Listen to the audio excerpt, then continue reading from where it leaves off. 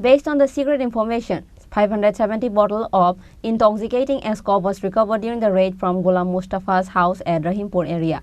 Likewise, Kolomsora police stopped a Scorpio vehicle bearing number TR01BU0715, but the drug dealers Gulam Mustafa fled from the house as he got suspicious of the arrival of police. According to the details, it is known that a secret information was sent to Kolomsora police station that a huge quantity of intoxicating Eskof was stocked at a drug dealer house, Gulam Mustafa, at Rahimpur area.